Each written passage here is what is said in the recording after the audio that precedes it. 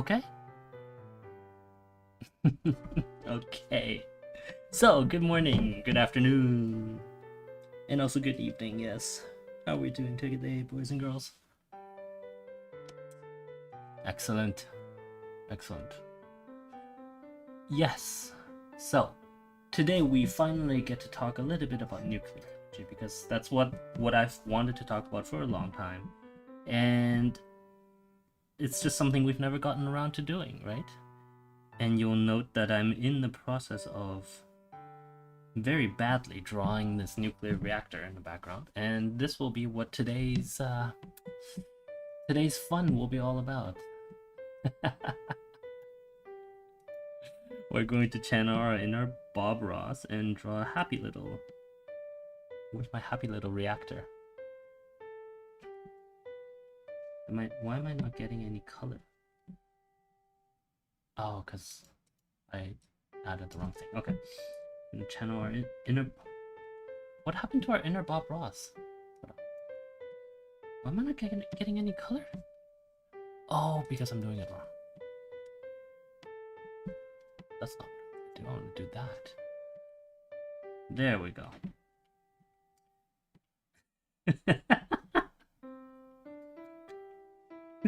What's wrong with channeling our inner Bob Ross, really? Oh, did we lose? We lost the thing again, didn't we?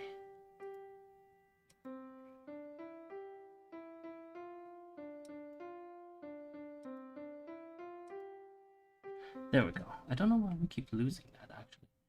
There we go. See? See? Excellent. We're going to draw our own nuclear reactor and not talk about nuclear energy at all. No, of course not. We're definitely going to be talking about nuclear energy. So... Oh, oops. Those are my grubby little finger marks over here. Let's get rid of them. There we go.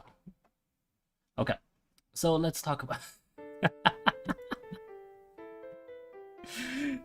I mean, that's kind of not unavailable, unavoidable, right? If we're talking about nuclear energy, where we will have to, unfortunately, talk about all of that stuff. Yeah.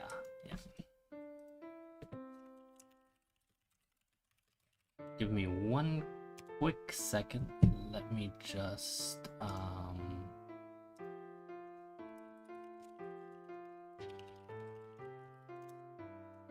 Okay. All right. So, nuclear energy. Let's write that all down right now. Oh, hello? Oops. Okay. Never mind. No, I just like something popped up. We're okay. Just where's my button? There we go. I can't I can't write things properly, no.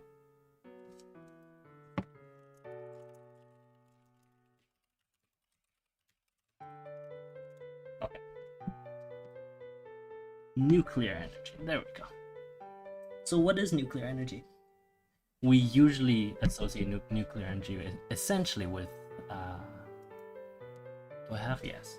We associate it essentially with this kind of stuff, right? Like we see the two gigantic cooling towers and we think, ooh, nuclear is scary.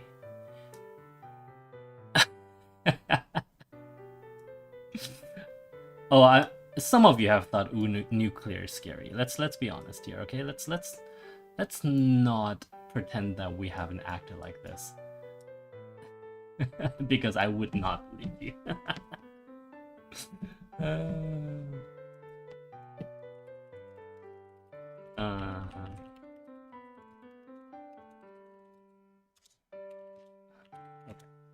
Okay. So nuclear is divided really, if we think about it. Oops. No, I think this is probably not the right app for this. But I'll find a new one in the future. For now, for today we'll just have to make do.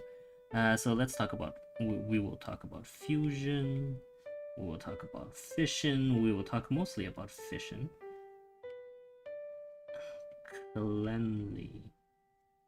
Actually, no. 1 second. We'll talk about cleanliness.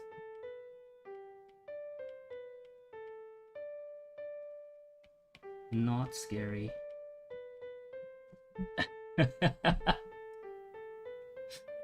Yes, yes, this is literally... Oh, wait. Did we... Ah, we lost it again. Okay, give me 1 second. We will instead do this.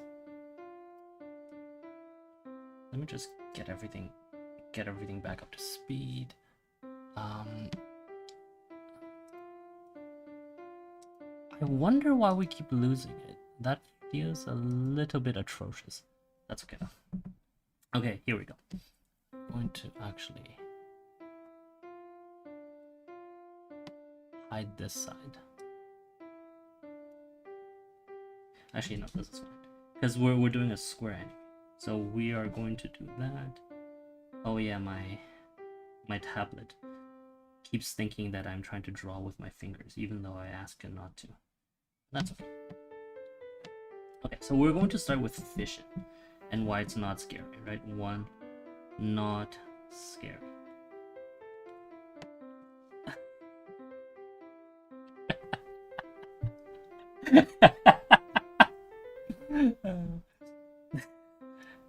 Oh, oops. 1 second. That's not what I meant to do. I meant to do this. Move this over a little bit. There we go. Okay, so the reason why it's not scary is actually very, very simple. Low accident rate.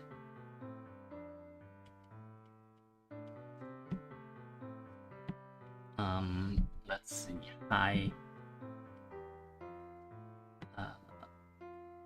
Not emergency. What am I saying? High caution. And I'll be looking up data as we talk, because sometimes data is important like that.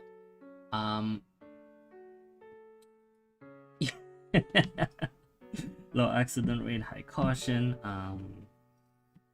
far from civilization. Civilization. Is that how you spell civilization? I'm just making a fool of myself right here. Civilization. There we go. I'm just gonna assume that's how it's spelled. That's fine. Thank you for commenting on my handwriting. It's great, isn't it? I can barely read it myself. So the 3 main reasons why nuclear is safe is really this. It's that we have, over the preceding 50 years, been so scared of it that we have generated really what amounts to be a massive amounts of high caution for nuclear energy. And that's great, right? That that's actually really good for the power. But the problem is that people don't understand that, right? Like, let's branch off and talk about humanity for a second. Actually, give me 1 second. I'm going to add in a white rectangle here. There we go. Okay. Good. Excellent. Oops. Okay. Excellent. So, humanity. Oh, thank you so much.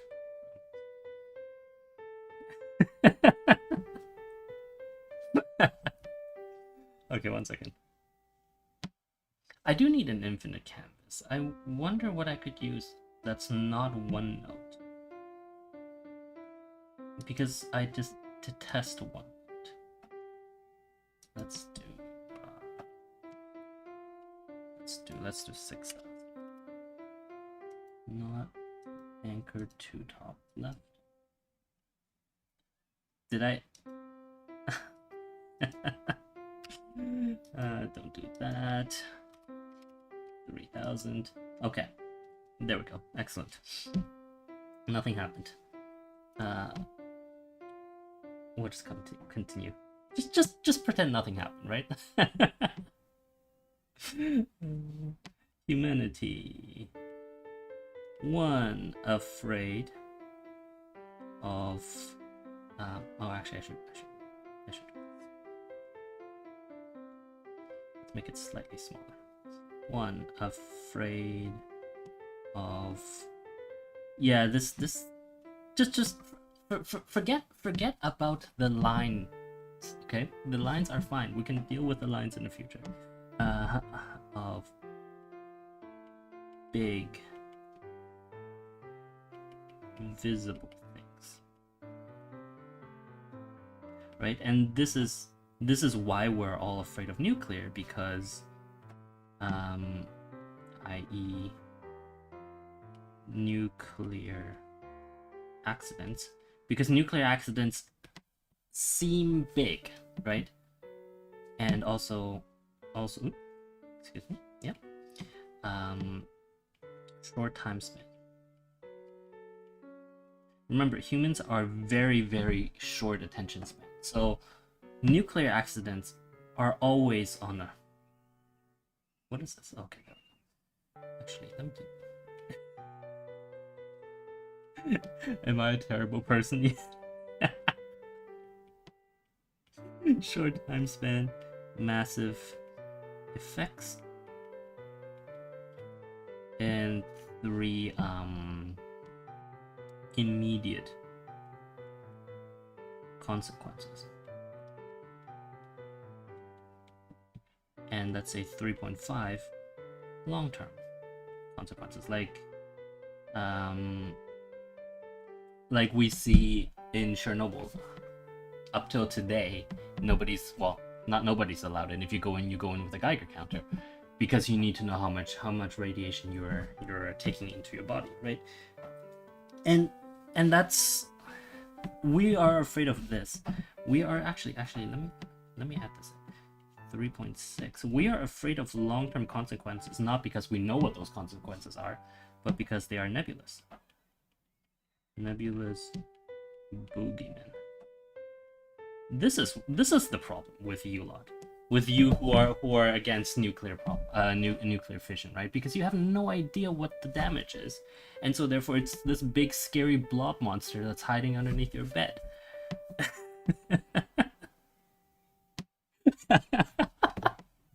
Let me actually, real quick, let me just look up the it's supposed to be, yeah, it's supposed to be 30 minutes today, but we're probably going to do the whole hour. Let me look at cost Chernobyl, and let me look up cost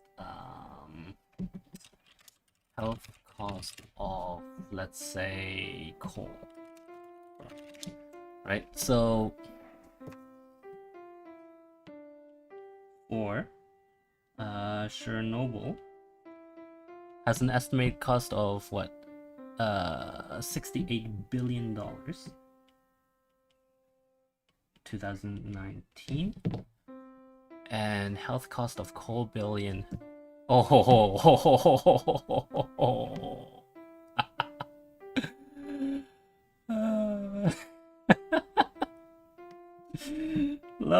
Lovely coal. This is, keep something in mind, okay? This is total coal.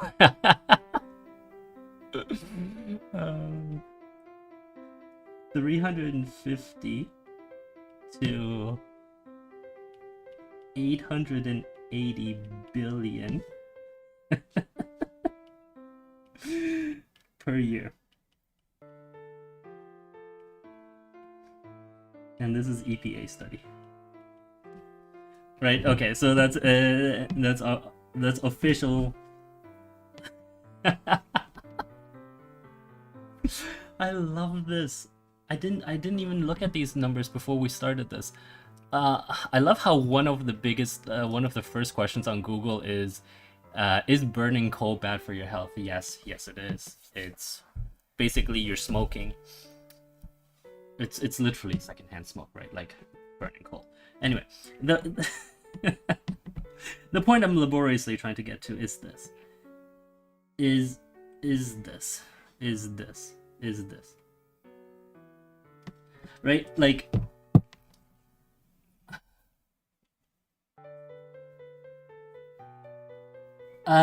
no, you say that. I don't So our public school classmate Nona was saying that fossil fuel execs have donated to anti-nuclear, green power organizations, stuff like that. That is not so much a concern for me. I'm not going to go into those particular. I don't want to call them conspiracy theories, but they're conspiracy adjacent, right? Like, because they have you're right. They know that nuclear power is a threat to fossil fuels, and therefore, technically speaking, these executives have a fiduciary duty to their shareholders to prevent competition, right? Because that is what playing inside the free-for-all rules that is American capitalism all about, right? Like, if it's not specifically stated in the rules, you should try to smother your competition so that you can work properly. I don't see that as being conspiracy minded at all. I see that as just that's just what people do. That's what people do. And the onus isn't on fossil fuel execs or fossil fuel companies to convince us that nuclear is good, right? I don't care about that in the slightest.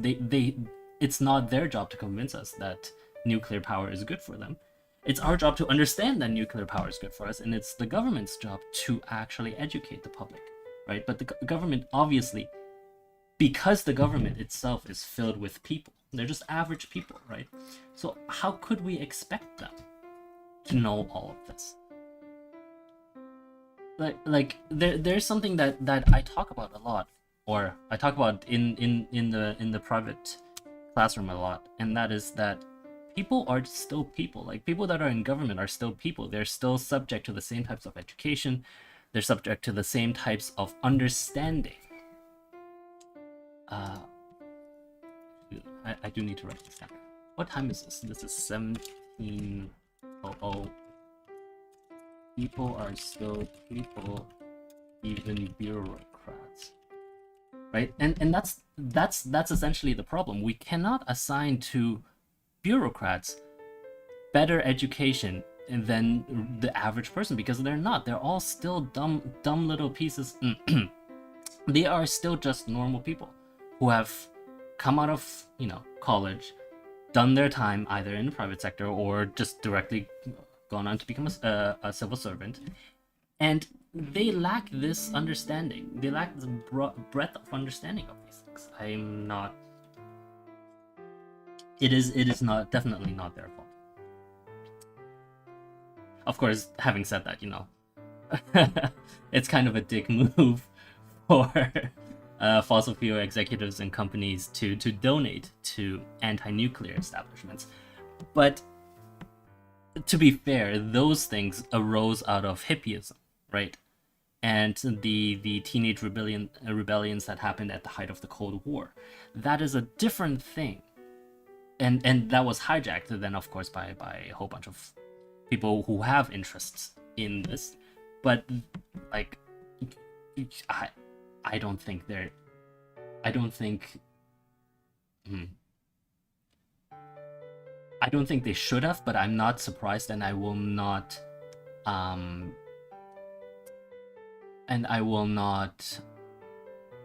sort of, how do I say this? Denounce them for doing so. That's right. No, it's not because we have oil execs in the private classroom. Actually, we don't have oil execs. We have middle and high tier management of fossil fuel company workers, but we have people who work in Tesla. We have people who work in like wind, and like that's not the point, right? The point remains that tech execs have a fiduciary duty to their shareholders to make sure that they make money, and the way they can make money is via via stifling the competition, right? Like, that's what a monopoly is about. Actually, we should, and I'm going to have to sort of. Oh, what's happening here? Press the wrong button. Just give me 1 second. We'll talk about capitalism for a little bit. Oh, hello. Wrong button again. There we go. Capitalism. Because apparently we have to, right? So, and this is often a misunderstood topic, right? Capitalism. Capitalism is not about uncheckered greed and monopoly. FOE. What is FOE? Is not what we witness in society. Oh no, not society. In the American system. Most of the issues in America is because of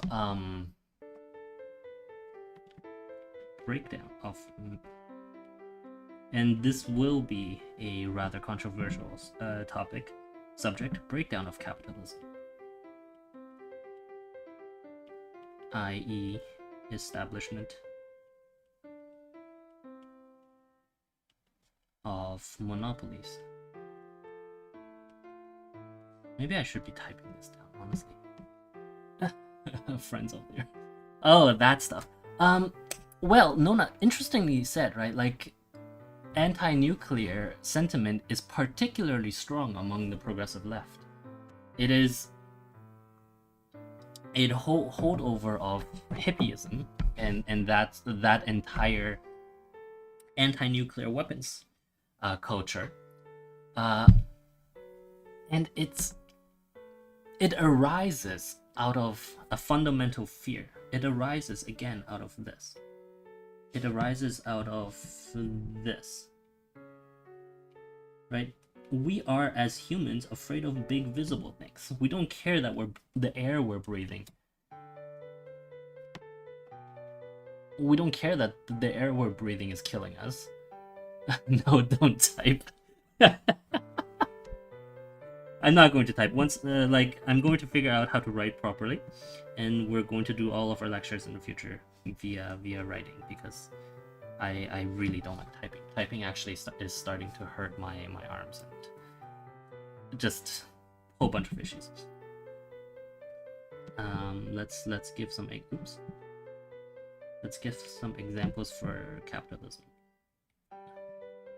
Founded by nuclear splinter conservation group. Yeah, I mean, again, that's the problem, right? Like, all of these anti-nuclear, sort of the left-wing anti-nuclear pressure groups, they're all doing it because they have no idea what nuclear power actually is. And I realize we haven't actually talked about what nuclear power actually is. Because we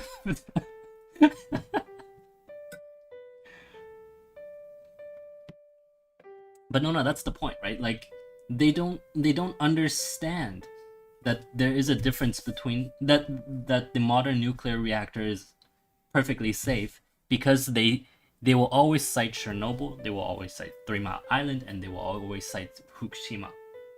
Even though between 3 Mile Island and Fukushima, we actually have had very little actual human death, right? Like, the one true proper global-ish nuclear accident is Chernobyl. Everything else is sort of at best local, or at its maximum a very local thing. And right, like, we come back to these two figures, right? We come back to these two figures, and it's just baffling to me, right? Like, this is the cost in total, and this is the cost. It's baffling to me. Anyway, let me just finish this capitalism real quick. We're talking telcos, We're talking construction. We're talking tech, right? Like the problems in modern capitalism that people assign to modern capitalism are not about capitalism at all, funnily enough, because all of these things are monopolies. They might claim that they're not, and we do have to take this back to your boss and tell them to call me, okay? We have some medium to high level workers in tech companies in the private class that are getting a little bit uncomfortable, but that's okay. Anyway, let's move on. I just want to move these guys. Oh, am I not allowed to do that? Oh, okay. Okay. Well, that's okay. See.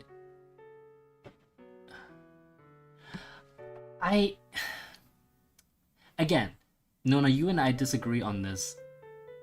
Rather, or it's not that we don't. It's not that we disagree on this, but rather that I cannot blame the fossil fuel industry for doing this again, because their first duty is towards their own shareholders for a whole bunch of reasons about capitalism that we haven't really talked about. Perhaps we should spend some time to talk about it. True capitalism is survival. I can't write. Let's bring it up here. Survival of the fittest. True capitalism is survival of the fittest. And so companies have a duty to their shareholders for profit. And so far, so terrible in everyone's eye, right? And proper capitalism stops firms from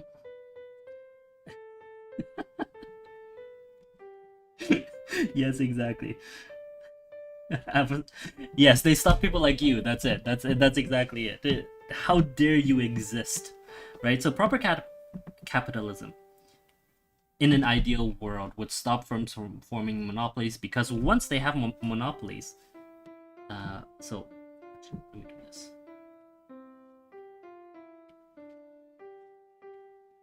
To do this, monopolies are good, right? Like, I don't think anyone would disagree with that. If you have a monopoly, you have a very good way of making money. Then no competition, and then if there's no competition, there's no capitalism. Remember General Oil. Remember Bell. What is it? AT&T, the old AT&T, right? Like the Bell derived AT&T, not the AT&T that, even though AT&T today is actually technically a monopoly if you look at where they operate, but that's a whole different issue. Well, no, it's the same issue, but you know, that's America for you. But the point is, in a vibrantly competitive society, capitalism would actually make everyone's lives better, because they would have to compete against each other to generate efficiencies, to make things that people like, to generally be they have to convince people, right? And so when you have proper regulation,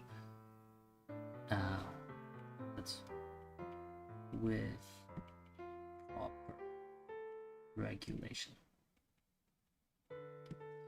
I think typing it out is actually, it looks better. But anyway, that's besides the point. Oh, I keep doing that. when we have proper regulation, with proper regulation, all of these things sort of fall to the side, right? All of these things, like you are forcing companies to compete, and therefore you are forcing them to either succeed or to die. And those who succeed generally are the ones who are innovative enough and understanding enough of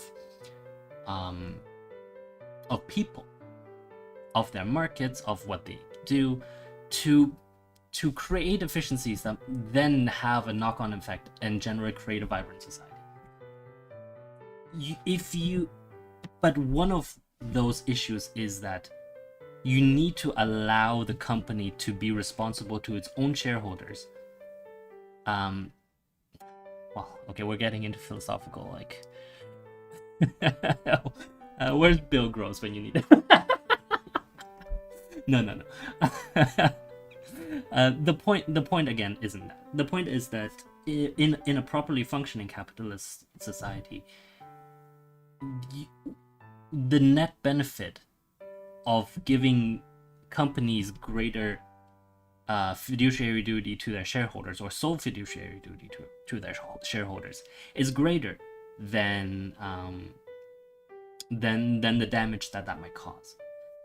But and here we get to our tentacle monster Nona's point, which is the problem that arises, and that I agree with, is that the oil industry for a long time, especially the super majors, in the past like 40 years, before pre-2010, the super majors were they themselves one big cartel. Even though they were all split out from Standard Oil, what it was, 100 years ago, something like that. Even though they were all split out from Standard Oil so long ago, they still managed to find their own little fiefdoms and prosper from that, right? And that's the problem. Anyway, can we get back to fission, please? It's been 30 minutes and I've not talked about fission at all.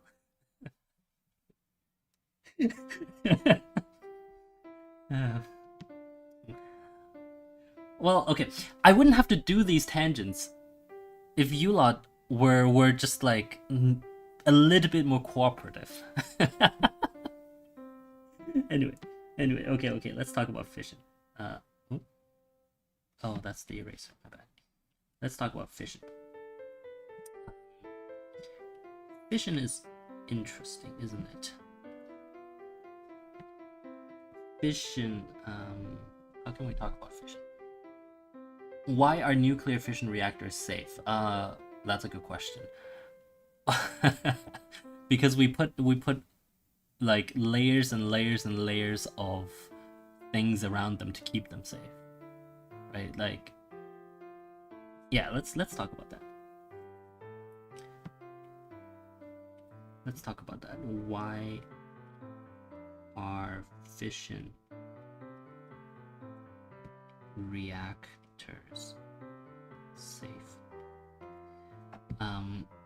Reasons. 1, lots of redundancy. 2, actually, I can understand that point. The point that was just brought up was that these safety features have not been tested. But that's literally also the point that I'm trying to make.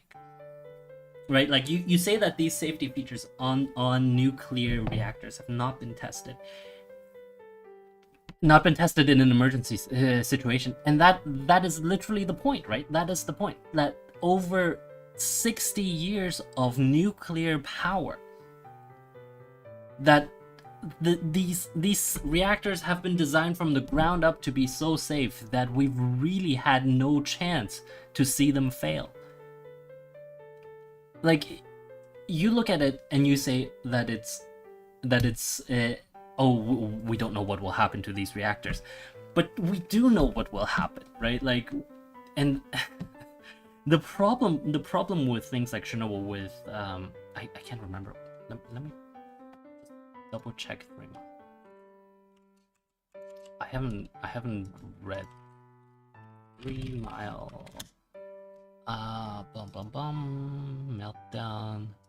Non-nuclear secondary. Stuck open pilot operated relief valve. Ooh, okay. Coolant escapes.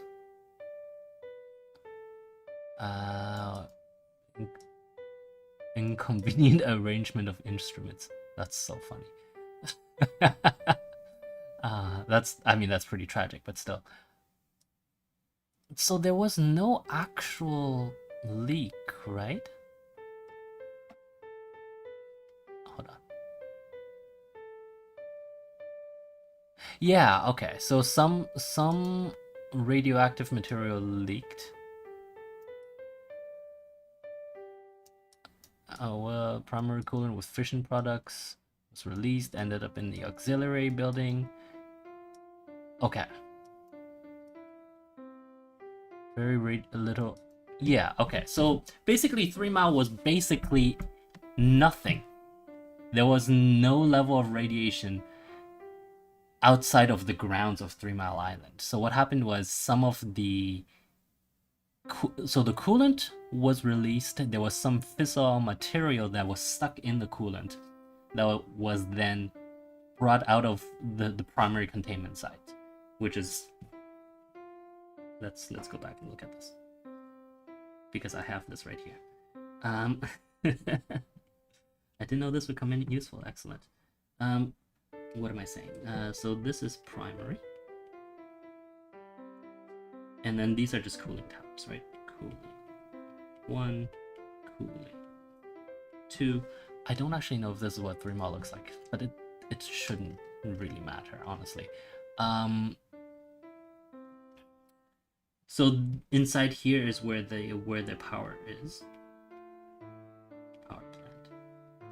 Right, and then the excuse me. All the cooling does is it takes non-radioactive water that has taken the heat from the radioactive water. This is going to sound complicated. Let's go back and talk about how they work first, okay? Okay. Before anything else, yes, let's talk about it. So let's call this a nuclear core. Something inside happens, and it warms. Let's give it a nice purplish hue. It warms this, which is radioactive water. These are pipes. We'll call it radioactive water. And then this in turn is then warming this, which is non-radioactive water, right? And then this drives, we'll do that afterwards.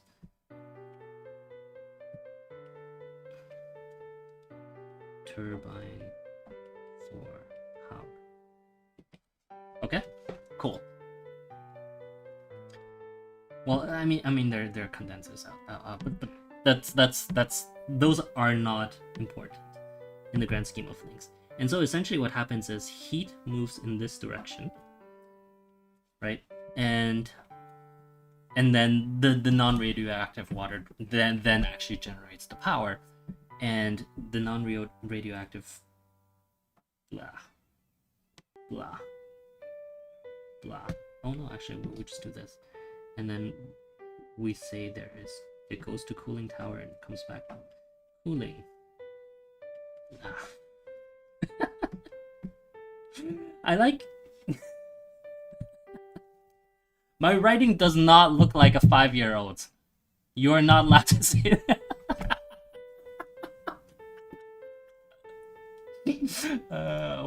What time was this? 39 minutes. My right.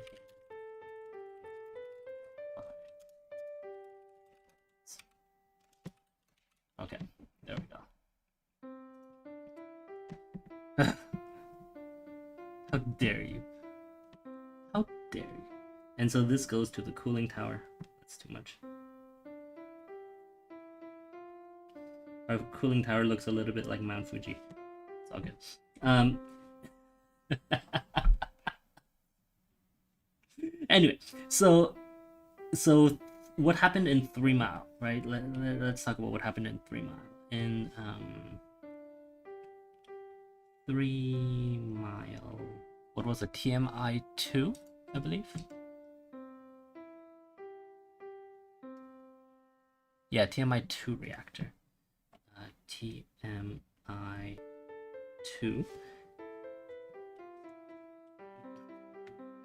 So let's say, let's use a nice radioactive green for this. How about that? Maybe that, okay. So, and then we will use this, and we will show that normally the radiation is here. In 3 Mile, it ran out to here. It got to here, and that's it.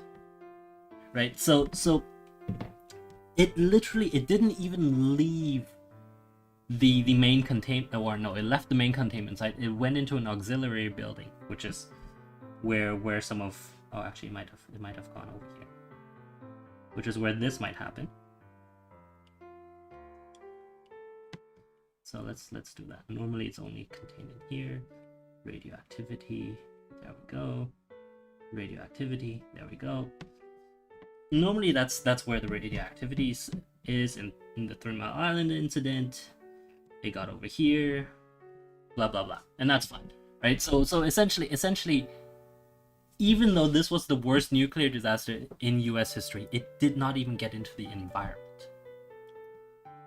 Right? That's the point. I'm laboriously trying. Oh, this tea is amazing. I got new tea yesterday that I didn't know was actually really good. And now I just, like, whenever I have a sip, I'm really calm. I'm not going to rise to all of your baiting.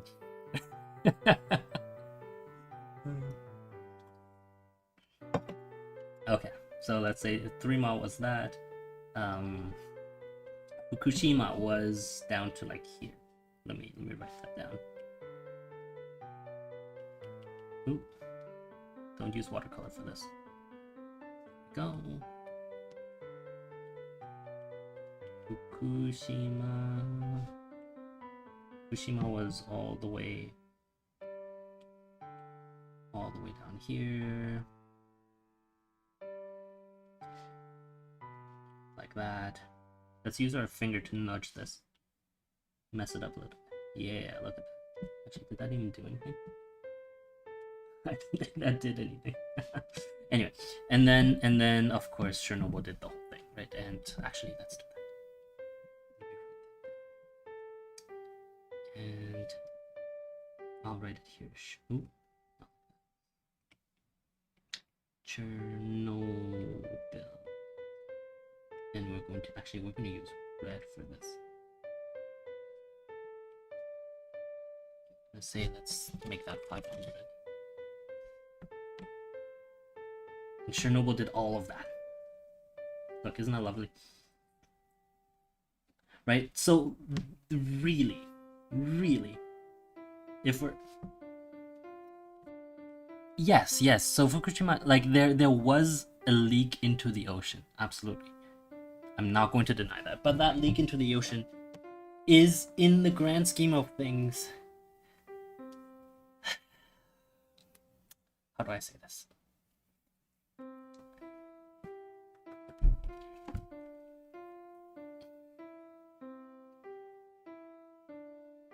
This is going to sound cold and callous, but we can afford it, right? As a, like, simply as a species. Like, we have learned from that, and there is so much that we have already accounted for that it makes it difficult to really...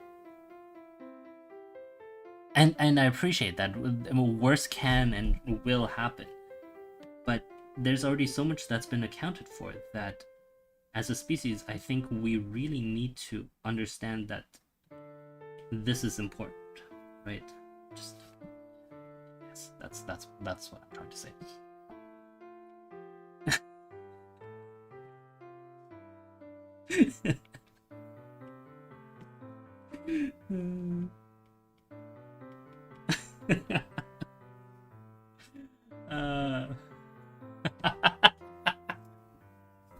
Okay. Let's talk about fusion. Let's talk about fusion because I'm tired of talking about fission. And now sunken just sitting on.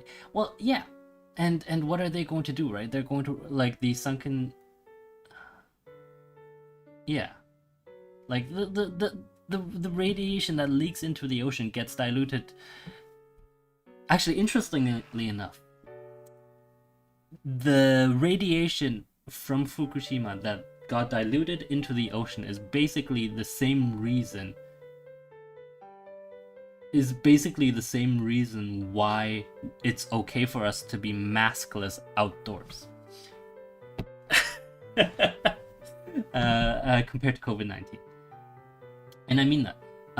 We are okay to be maskless outdoors simply because by the time we breathe out in the outdoors, if you're not breathing directly into someone's face, like directly giving them mouth to mouth, the wind will simply disperse the COVID-19 viral matter in such a way that it's completely, like, it's insane. It's so little by the time it reaches anything of value that there is just no, there isn't only negligible effect on anything it reaches, right? So the fissile material, the radioactive material that actually gets pumped out into the ocean, or that was leaked into the ocean, by now has, I would argue, from my understanding, and by all means please prove me wrong if that is the case, that we, oh right, let me zoom in, sorry.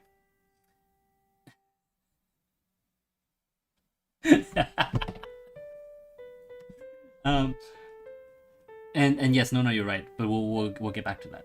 That the think of it this way, it is literally like homeopathy. If I were to feed you fissile material as homeopathic medicine, you would survive without any issue, because at the level that homeopathy works, you're talking parts per million, parts per billion. There is parts per trillion. Actually, I've seen some, which means you might not even have it, right? Like if you have a glass of whatever homeopathic medicine, you might not even have the concentrations are so low, you might not even have the actual medicine in your glass, because it occurs so rarely. The low infectious dose, is that, yeah, I suppose you could call it an infectious dose, right? Like you're exposed to so little of it that it's nonsense.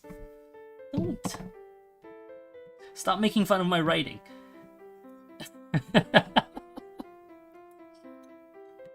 What time is it? Oh my god. This was literally me ranting for 48 minutes, isn't it? Oh well, I refuse to play by your rules anymore, so we have to have one of these every few days. Otherwise I'll go crazy playing whatever you lot want me to play. Let's do this. Let's move it like that. Excellent. Okay. Let's talk about fusion. In the last few minutes afforded to me by our gracious, oh, what is that? Why is that not going away? Excuse me?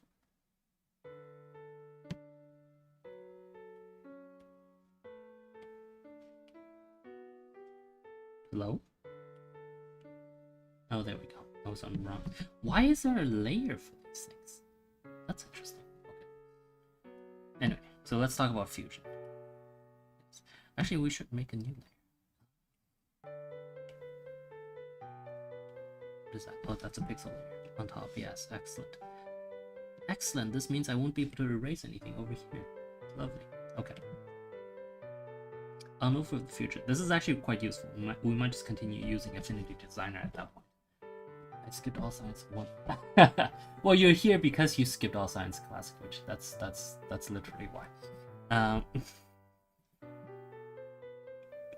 Let's talk about fusion. So fusion works on a completely different method, right? Fusion takes hydrogen. Let's zoom in a little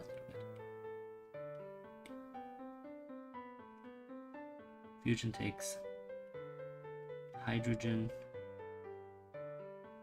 plus hydrogen goes to helium. And there's nothing here that is radioactive. Well, that's not true. And we will talk about it. For COVID is... Oh, is it estimated at 300 particles for infectious dose, you mean? That's actually not that low. I wonder what it is for the common flu. Nona, do you know? Anyway, that's yes, we're getting off topic. Hydrogen plus hydrogen goes to helium, and obviously that's because hydrogen has one proton, and helium has 2 protons, right? So 1 plus 1 obviously equals 2. But the problem why this doesn't work, why we can't just take regular hydrogen, why we can't just like electrolysis hydrogen and use that to generate helium, we've talked about this a little bit, is that helium technically is 2 protons plus 2 neutrons. And regular hydrogen is a single proton. And that's why that, if we wanted to make this work, we would go nuclear. Right? If we wanted to make this work, we would need to introduce neutrons into this equation to make sure that we ended up here. But of course, that means it's nuclear, and that's terrible. So instead what we use is we use deuterium plus deuterium. And deuterium is 1 proton and 1 neutron. Right, so it looks like... Oh, I should have done that earlier. Yeah, let's do that. So we'll do 1 neutron, and then we'll do... goes to this, 2 neutrons, and then we'll use that. Happy little proton. There we go. Look, channeling my inner Bob Ross. Happy little proton. So essentially what I mean by that is that we have the... Oh, we're good. If we use deuterium, which is still technically hydrogen, right? This is... Ooh, let's talk. There we go. Hello? Oh, right. Oops. Deuterium. No. Hydrogen plus extra neutron. And so once we have the neutrons for this, then we don't need to introduce external neutrons. And so if we just compress these two together at what is the temperature that ITER is? ITER 150 million degrees Celsius. 150 times 10 to the 6 degrees Celsius. Then it becomes a helium plus energy. Right? So obviously you can see that the difference between fusion. I want to become famous. Oh, wait, didn't I see you yesterday?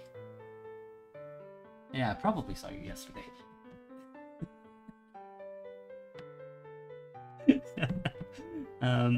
What am I saying? I'm saying that... Why is this not erasing? Erase, you damn... Excuse me. He didn't hear that. Erase. There we go. Okay.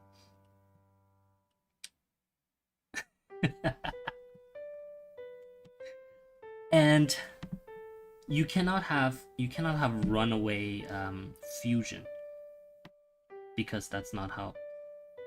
What are these things? Where are they being... Doesn't matter for now. Benefits of fusion. I spelled benefits with a D, yes. Benefits of fusion. 1, no runaway. Right, so it needs this energy, which is stupid, right? Look, it needs that temperature to function, and so 0.1 if energy, or not energy, if heat drops below, fusion stops. Fusion stops, and those hydrogen or deuterium atoms will just float happily in solution and not care. Like they're just going to act like hydrogen until you have this temperature. They're just going to act like hydrogen. Benefits of fusion. What else? No source of neutrons necessary. We're going to go on a tangent. Actually, no, we're not going to go on that. We're going to say goodbye.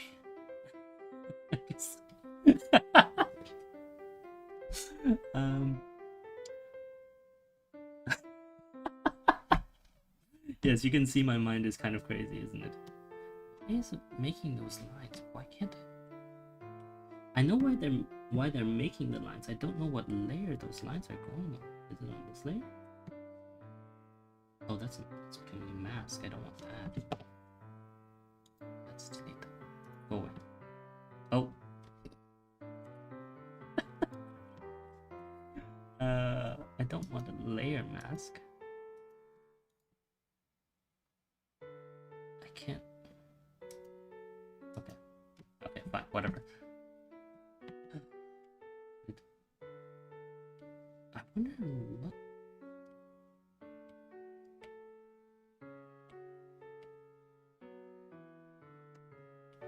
Where is it? I'm so confused. Anyway, okay. Sorry, I'm getting too obsessed by that. So you don't actually want a cooling tower, or well, I mean, you kind of you still need it once you get everything up to the heat, but with fusion things are just actually fusion reactors are incredibly small, right? Because they don't need that much, so it's actually really interesting to see.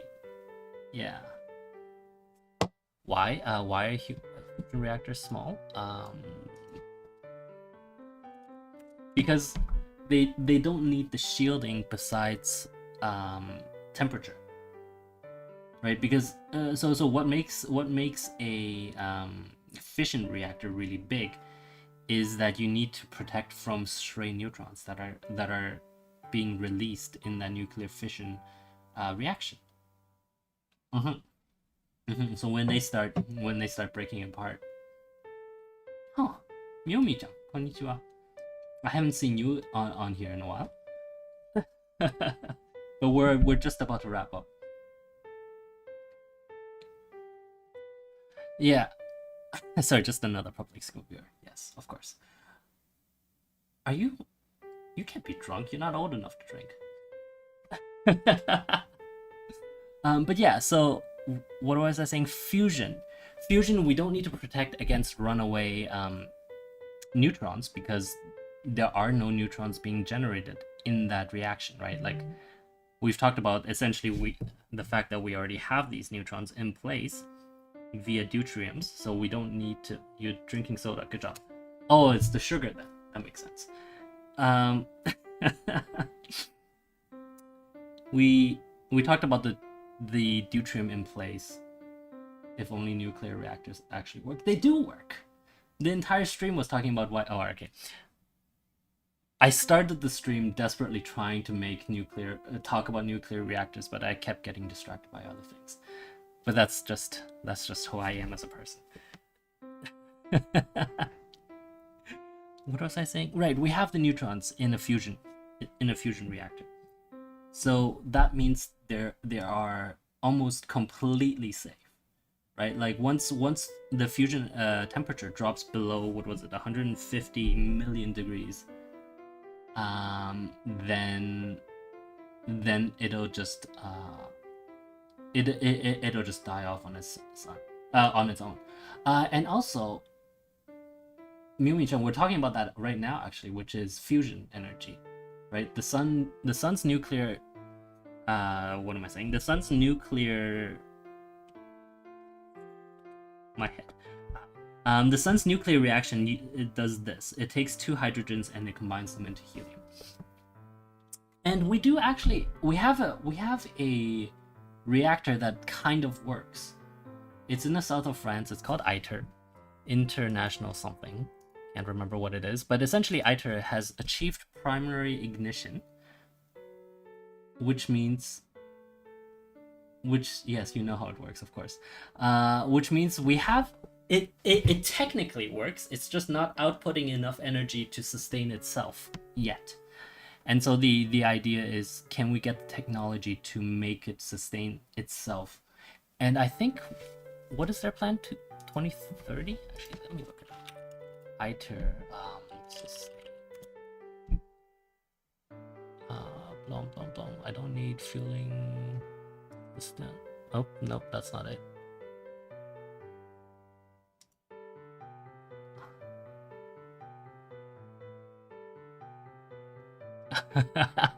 Well, Miyomi-chan, if you were here for the rest of the broadcast, you would know that the nuclear reactor that the sun uses is not like the nuclear reactor that the nuclear reaction that we're currently using, right? The nuclear is not the same as nuclear in that fusion reactors are completely clean and completely safe.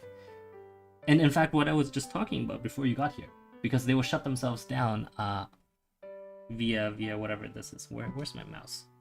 There it is. Via whatever this is, right? So as long as the temperature is below that fusion reactor will just not work, and it'll cool itself down and it won't harm anyone. That is really the goal of having clean fusion, because then fusion itself is really clean compared to fission. Yes.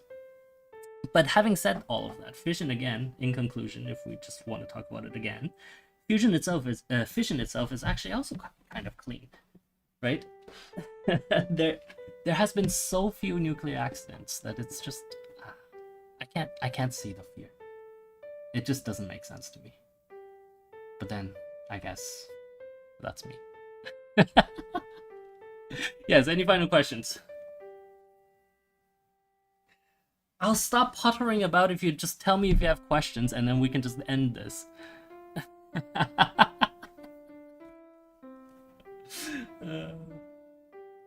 No. No.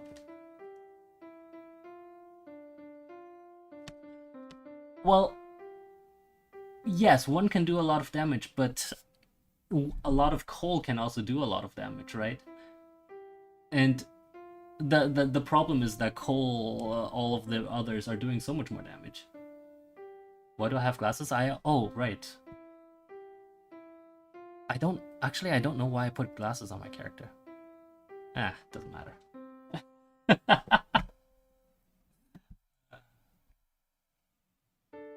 Nuclear is large, yes. Actually, I do very much like the idea of putting solar panels in space, and then beaming that energy back down to Earth. But that's a completely different question that we'll address in the future. Any other questions? Excellent. Okay. And actually, Miyomi-chan, you're right. Solar, wind, and water are much safer in the short run. However, they still require. I mean, there's nothing wrong with them. It's just that they require a lot more batteries to use, because they cannot work like nuclear power plants that, or even coal and gas, where they are able to work 24 hours a day, right? So solar, wind, and water, all of those are by definition dependent on where the Earth is. Yes, I put glasses on Muses to make him look smarter. Are we happy? Yes, that sounds about right. But I really do. I really.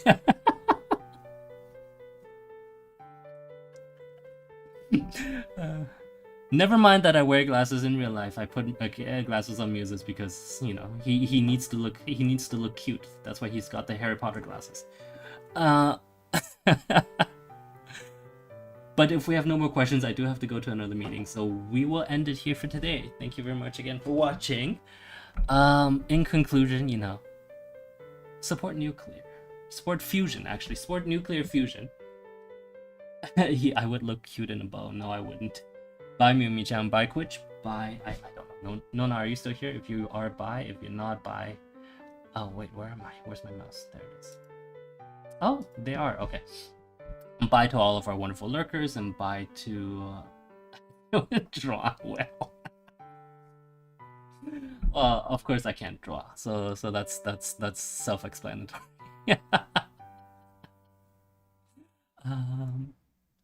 Right, tomorrow we're doing tricks, yes. Okay, that's it. No more. Bye. I'm sorry. Oh, yes, right. Download Firefox, don't do Chrome, and I have once again wasted an hour and how much? 6 minutes of your day. Thank you very much, guys. Bye-bye.